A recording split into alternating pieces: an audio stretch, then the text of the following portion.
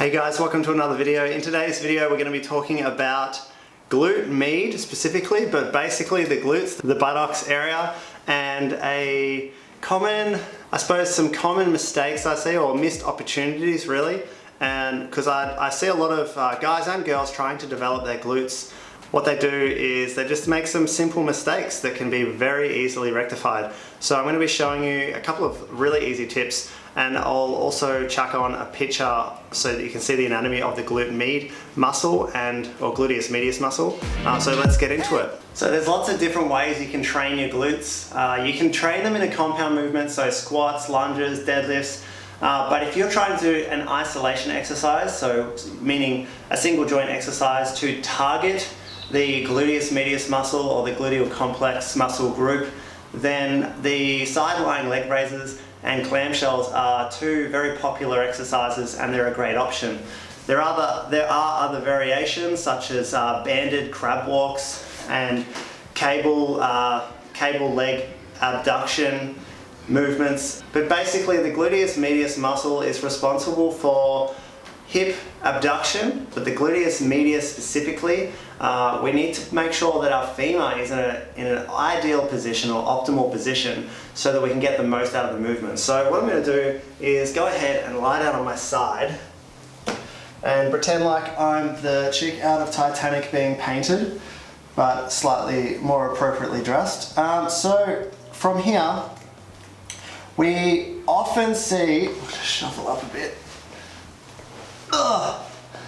A lot of the times I see people in the gym lying down this side and they're just taking their leg up as high as they can go like this. Kind of like 1980s aerobics. But that, while it will use the glute muscles, it's also going to use a muscle towards the front of the hip called the tensor fascial latae, or TFL for short.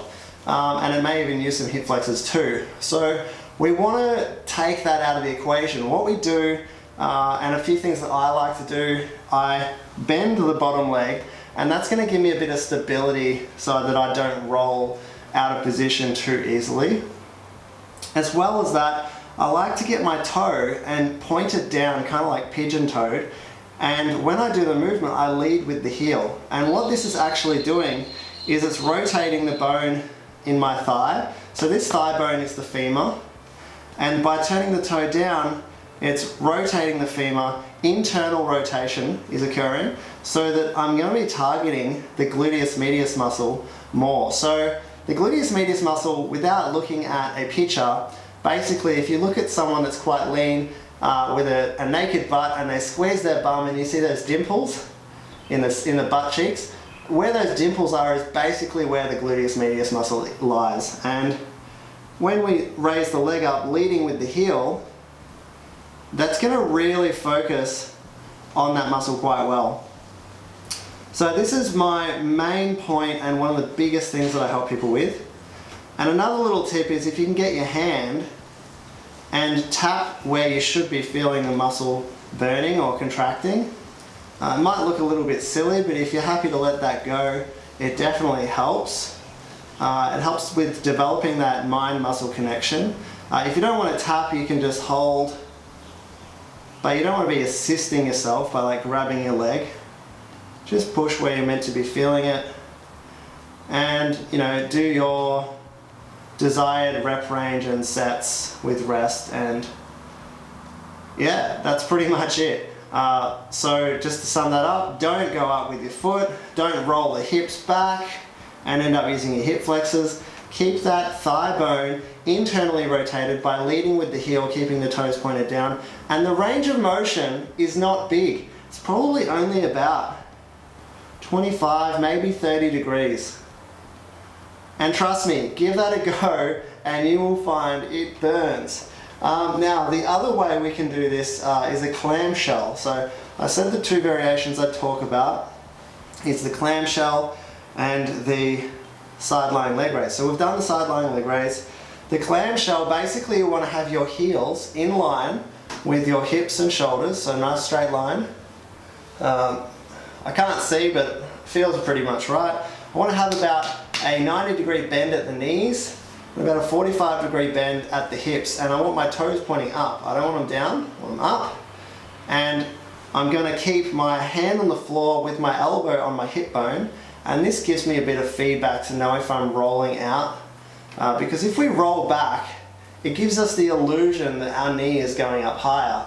But in reality, it's a trick movement where we're actually just rolling back, and the femur isn't actually abducting anymore. It's just the hips rolling back and you're rotating at the spine. So, hand on the floor, elbow pinned up against the hip, and then we're going to lift our knees apart and our toes are going to come apart as well. And it's going to get to a point where you can't really go any further because the bones don't allow it, or that's just the end of your range of motion. It's really not a large range of motion. That is totally fine. Our heels stay in contact throughout the entire exercise. And another way you can make this harder is to get a band, a booty band, put it around your knees. But you know, training your glutes or booty, it's not just reserved for women. It's definitely very popular, more among the women, but glute performance is really, really important for athletes, male and women alike. So definitely give these a go, see what you think, and if there's any other tips that you think are really fantastic, drop a comment down below and let us know. Hit that like button if you found this valuable, and I'll see you guys in the next one. Catch us later.